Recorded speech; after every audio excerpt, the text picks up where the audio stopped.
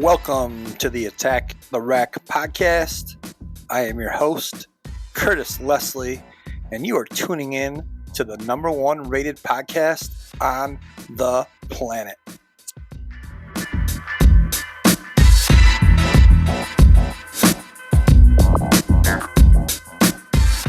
Welcome back to the Attack the Rack podcast. We got a great show today. We're going to be talking a lot of college football, talking about the college football playoff. We're going to talk about the Heisman Trophy. We're going to talk about the Army-Navy game, which was yesterday. Great game. We are also going to talk some college basketball. And then we're going to do something a little bit unique. It is 11:27 Sunday morning, an hour and 33 minutes before the Lions and the Vikings kick off. We're going to preview the game, and then we're going to come back after the game for a little post-game reaction.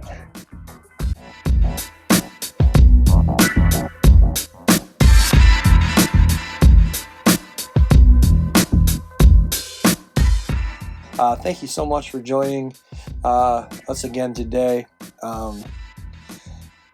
This is episode 11 already. The last 5 episodes, we have interviewed some local high school and college basketball coaches in the West Michigan area. I want to give a huge thank you to those guys for coming on the program. We've got many more coaches and guests lined up in the next 8 weeks or so. Today, it's just going to be me. I can't express how much I appreciate those guys coming on for the last 5 episodes. The channel has really started to grow, and I appreciate all of you for listening and subscribing. And I ask that you continue to do so we can get this channel and to continue to grow. Also need to give a shout out to today's sponsor. Really special sponsor today. It's actually another YouTube channel. It's called Chillaxation Sounds. You can find it on YouTube. I will post the link in the description. It is for those of us that can use a little extra sleeping aid. This channel provides background sounds that help you sleep, anywhere from rain to snow to even coffee brewing. All really nice sounds that help us doze off into a nice deep sleep. So check that out. Again, I'll post the link to it in the description. Today's episode, I want to start off by talking about the college football playoff. The 4 teams are set in stone. Number 1 seed is, of course, Georgia. Number 2, University of Michigan. Number 3 is the Horned Frogs of TCU.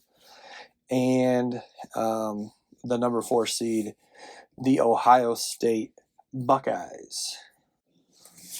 All right, the 2 semifinal playoff games will be played on New Year's Eve.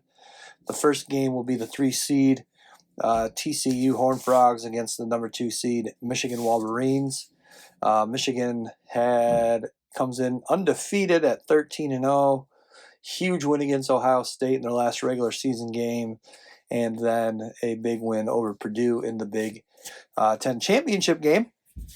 TCU started out the season 12-0 and then just lost their first game of the season in the Big 12 championship game against Kansas State, but they still were able to get in at the 3 seed. That game is at 4 o'clock on New Year's Eve. Right now, Michigan is a 7.5-point favorite. And then in the second game at 8 p.m. kickoff, the 4 seed Ohio State Buckeyes, who come in at 11-1. Their only loss to number 2 seed Michigan Wolverines. That was in their last game of the season. They were defeated. They are taking on number 1, 13-0 Georgia Bulldogs. Georgia being a 6.5-point favorite as of now in that one. Going into the conference championship play, the top 3 seeds, Georgia at 1, Michigan at 2, and TCU at 3. Nothing changed there. However, USC was the 4 seed. They lost to Utah in the Pac-12 championship game. That bumped them out. And Ohio State then bumped up from 5 to 4.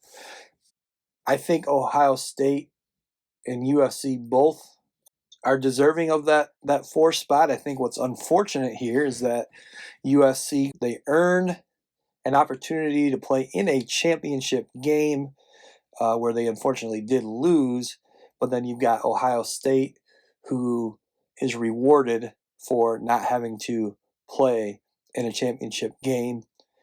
Not sure how fair that is. I think either way, USC or Ohio State, definitely valid 4 seeds. But the way it worked out, Ohio State got that 4 seed. So let's first look at the Ohio State-Georgia game. Georgia, again, 6.5-point favorite. I could see them winning by more than that. I think Michigan exposed some weaknesses of the Ohio State defense. I think Georgia is clearly the number 1 team in the country. I don't think they will have any problems with the Ohio State Buckeyes. And then you look at Michigan versus TCU. Again, Michigan a 7.5-point favorite. I think TCU can cover that, but Michigan should prevail. Michigan, without their star running back Blake Corum, so far that has not affected the Wolverines, as backup Donovan Edwards has picked up right where Blake Corum left off. I don't think Michigan needs to change what they've been doing, as Donovan Edwards is clearly a solid running back. Keep giving him the football. Michigan has also been getting some great play from their quarterback, J.J. McCarthy.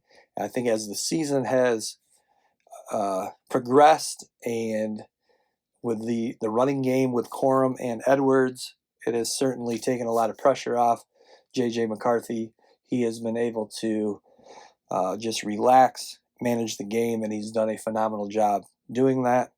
Definitely think Michigan beats TCU, setting up a Michigan versus Georgia national championship. Certainly Georgia will be favored in that one, but Michigan very well could knock them off.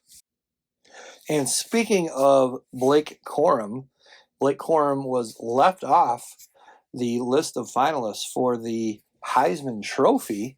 Blake Corum, who had a phenomenal season. He was 8th in the country in rushing yards with 1,463, and again, did not even play the last game of the season. The second to last game of the season, he tried to go. It was clear early on that he was not quite physically able to do so. Now having knee surgery, which is going to end his season, but still stellar season. 6 yards per carry.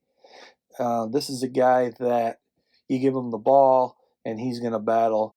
Also had 8 straight 100-yard games. Only really played in 10 games, so 8 of his 10 games he rushed for 100 or more yards.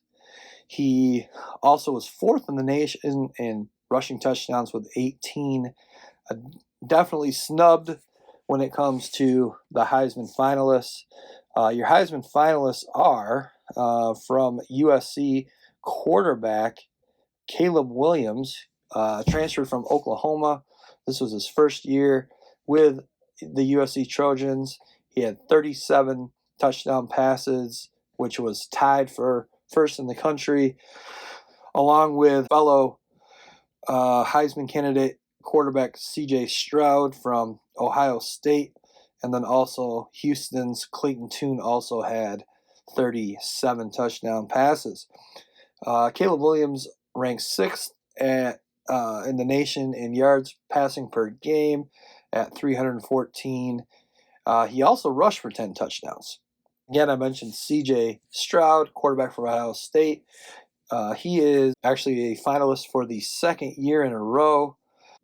Again, tied for first in the nation with touchdown passes.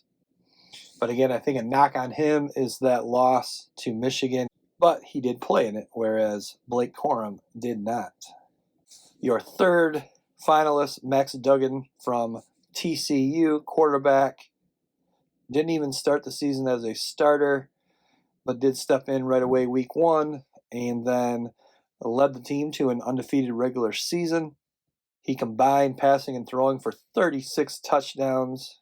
And then your fourth finalist, another quarterback, Stetson Bennett from Georgia, certainly led the Bulldogs to an undefeated season and a number 1 seed going into the playoffs. He threw for 3,425 yards and 20 touchdowns, also rushing for 7 more touchdowns. His stats are not quite comparable to the other quarterbacks that are finalists, but undefeated number 1 seed, certainly a legitimate candidate. With 4 quarterbacks as your finalist, it is clear that this award continues to migrate solely towards quarterbacks. Another reason Blake Corum was hosed. And Caleb Williams ends up winning the Heisman Trophy, deservingly so. He had 544 first place votes. Second place with 188 votes was Max Duggan, and then third with 37 first place votes, C.J. Stroud, and fourth with 36 first place votes was Stetson Bennett. And our man Blake Corum, he finished 7th, and he did get 8 first place votes. Caleb Williams now is the third quarterback in a row to win the Heisman Trophy. Some of the last 8 winners have been quarterbacks, and only 4 non-quarterbacks have won the award since 2000. Back to the college football playoffs. The next year will be the last year where we will have 4 teams starting in the 24-25 season. That will expand to 12.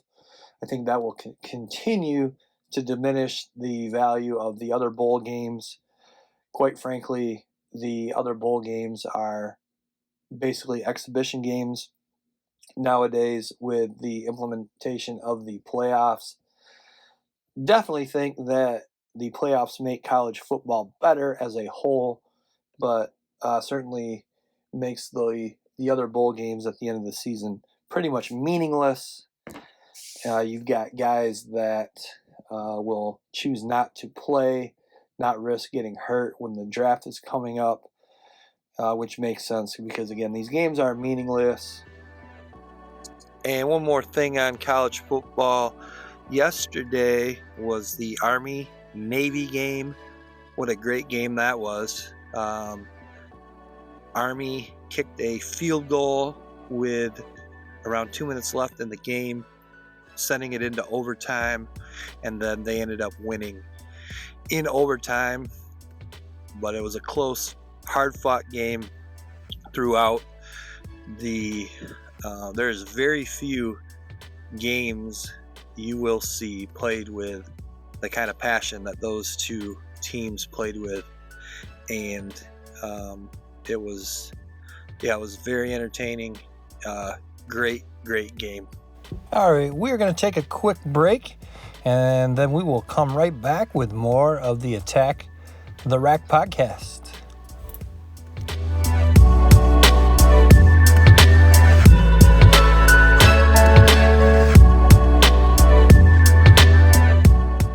We are back. All right, let's shift gears now to the NFL. The season is winding down. Looking at the AFC Right now, the Buffalo Bills and Kansas City Chiefs are battling it out for the number 1 seed. And then in the NFC, the Philadelphia Eagles are looking like the number 1 seed. Vikings close behind. Eagles at 11-1. Vikings at 10-2. But don't look now, folks. But the Detroit Lions still have a shot. They are at 5-7. What's frustrating is they blew an opportunity to beat the Minnesota Vikings. They blew an opportunity to beat the Buffalo Bills. And they blew an opportunity to beat the Seattle Seahawks. Even if they only win 2 of those 3 games, which they should have won, that would put their record at 7-5 rather than 5-7. Jared Goff, as of late, has been a pleasant surprise. He is 8th in the league in yards. He is 10th in the league in touchdown passes. And he has just 7 interceptions in 12 games. He's 6th in the league in quarterback rating and 11th in passer rating. Jared Goff, going into the season and even early on in the season, did not look like the long-term solution at quarterback for the Detroit Lions. But now perhaps with Matthew Stafford being injured, could it be that the Lions got the better end of that deal? Especially now with the Lions getting the Rams pick in this upcoming draft, which is looking like it's going to be a top 5 pick. The Detroit Lions have a huge game on Sunday at 1 o'clock, hosting the Minnesota Vikings. The Lions are actually, explain this to me, folks. I have no idea why. Comment below if you can explain this to me. The Lions are actually a 2-point favorite against the 10-2 Vikings. All right, I am going to leave it at that. I'm going to take a break here. I'm going to watch the game, Vikings, Lions, come back afterwards to finish up the podcast with a reaction to the game and talk a little college hoops.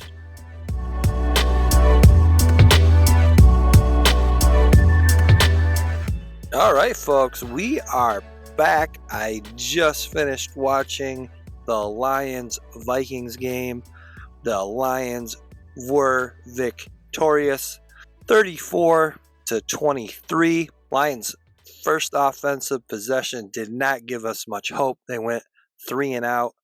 And then Vikings, their first possession, 2 straight catches for former Lion TJ Hawkinson. But then the Lions did stop them on a 4th and 1. Lions scored first on a 43-yard touchdown pass from Jared Goff to Jamison Williams for his first NFL touchdown. But then on the next possession, the Lions defense committed 3 penalties, and the Vikings were able to score and tie it at 7. But then it was pretty much all Lions from there. As I said, they won the game 34-23. Jared Goff had 330 yards passing and 3 touchdowns. The Lions are now 6-7, and their playoff hopes are still alive. If the Lions sneak into the playoffs, you could argue they have as good a chance as anyone in the NFC to make it to the Super Bowl. They are the hottest team in the NFL. Their only loss in their last 6 games is to Buffalo, who they nearly beat, and Buffalo has the 2nd best record in the NFL. The Lions also nearly beat the team with the best record, the Philadelphia Eagles. It will be interesting to see how this does play out for the Lions. They have 4 winnable games remaining. They're at the New York Jets, at the Carolina Panthers, home against the Bears, and then their season wraps up on the road at Green Bay. All right, and then let's now get into some college hoops before we call it a day. College basketball is in full swing so far. Your top team to start the season, North Carolina, no longer even in the top 25. A huge surprise early on in the season is the play of Big Ten's Purdue Boilermakers. They are currently ranked number 4th with an 8-0 record. Started the season not even ranked. One of the best games I have seen this season was this past Saturday. It was Alabama at Houston. Last year, these 2 teams played and the game ended in quite a heated controversy. Houston felt their last-second shot attempt to win the game was goaltended. The referees did not agree, and Alabama won 83-82. After the game, Houston coaches and players were beside themselves, not even shaking hands with Alabama. This year's rematch was exciting as well. Houston was ranked number 1. Alabama had just knocked off then number 1 ranked North Carolina a couple weeks ago, and were looking to knock off another number 1 ranked team. Number 8, Alabama got off to a great start before Houston took over and led by 12 or 13 points. Alabama battled back and ended up winning 71-65. Alabama head coach Nate Oates is a former high school coach here in Michigan, and it is nice to see him have success as a big-time college coach. And that will wrap up another episode of the Attack the Rack podcast. Speaking of high school coaches, next week we will have Holland High School varsity boys assistant coach Trent Windemuller on the program. Holland High School is in West Michigan. Coach Windemuller also was a player at Holland High School and was one heck of a shooter. And shooting the basketball is what we'll be discussing. Thanks so much for listening to the program today, and we will see you next time.